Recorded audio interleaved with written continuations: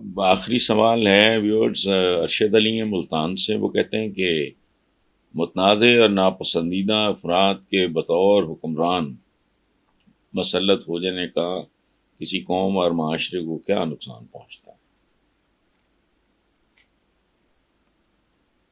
ارشد علی صاحب،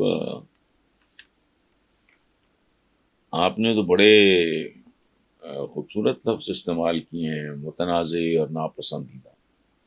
تو چوروں ڈکیتوں کا آزمودہ بات ہے، ٹٹیاں مٹیاں یہ وہ ارموں خرموں بار جائیداد نہیں، اس کیا نہیں پتا آپ کو. یہ تو ایک ہے نا کہ بندہ صرف متنازع ہو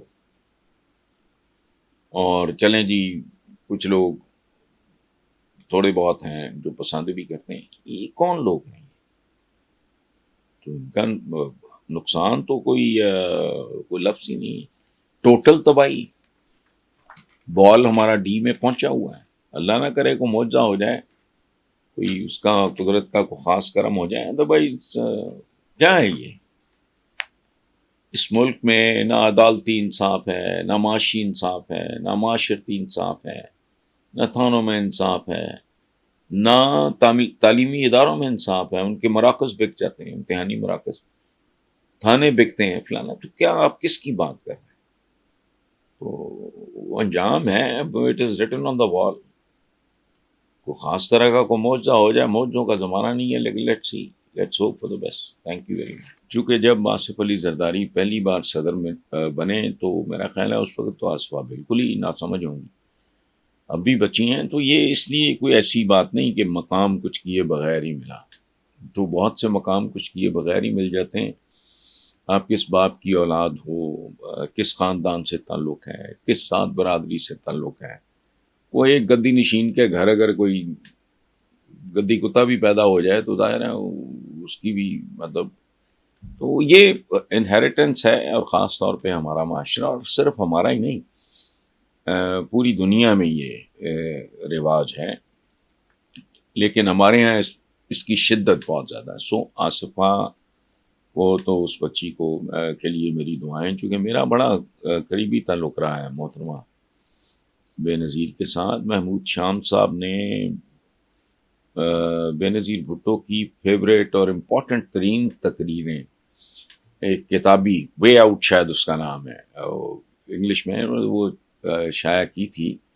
اور محمود شام پاکستان کے بہت باعزت باوقار صحافی ہیں، سینئر ہیں بہت. تو اس میں ایک تقریر میں جس طرح میں آج بھی ان کا شکر گزار ہوں، شی ریکگنائزڈ. وہ محترمہ کہتی ہیں only Hasan Nisar truly understands the unbelievable paradoxes of the system when he says. پھر آگے انہوں نے مجھے کوٹ کیا ہوا. خیر، تو میں دعا گو ہوں. اور جہاں تک تعلق ہے آصف علی زرداری کا، تو یاد رکھیں جس طرح میں ایک سویپنگ سی اسٹیٹمنٹ دیتا ہوں یہ نواز اینڈ کمپنی وغیرہ کے لیے، میں نے زرداری صاحب کے زرداری آصف علی زرداری، وہ ٹرائبل آدمی ہے، اس کا بیک گراؤنڈ ٹرائبل ہے، اس کا ایک خاندانی پس منظر ہے. اور ایک بات آپ کو میں عرض کروں، نواز شریف اینڈ کمپنی کے سیاست میں آنے سے پہلے سیاست میں لوٹ مار نہیں تھی. جینون ورکر ہوتا تھا، جینون لیڈر ہوتا تھا. اس کی میں آپ کو مثال دیتا ہوں. ذوالفقار علی بھٹو پھانسی چڑھا دیے گئے ان کی ذات مالی حوالوں سے، ان کے خاندان پہ. ممتاز بھٹو ان کے کزن تھے، ان پہ کبھی شیخ رشید بابائے سوشلزم ان کے ساتھی، وہ خورشید حسن میر مرحوم، حالانکہ انہوں نے مجھ پہ ایک دو بار کیسز بھی کیے تھے، پنڈی کے وکیل تھے. افتخار تاری، بابائے سوشلزم، معراج خالد صاحب. کبھی کسی نے نہیں سیاست میں لوٹ مار کی غلاظت یہ شریفوں کا. اچھا، پھر جب یہ بات عام ہوئی کہ یہ پیسے سے خرید و فروخت، بندوں کی لائلٹی، صحافت کو بھی گندا کیا، فلاں کیا، وہ کیا، اس خاندان میں کاروباری سے لوگ انہوں نے دھندا بنا لیا اس کو. اس کے بعد پیپلز پارٹی میں بھی کرپشن آئی، چونکہ تلوار کا مقابلہ تلوار سے ہو سکتا تھا.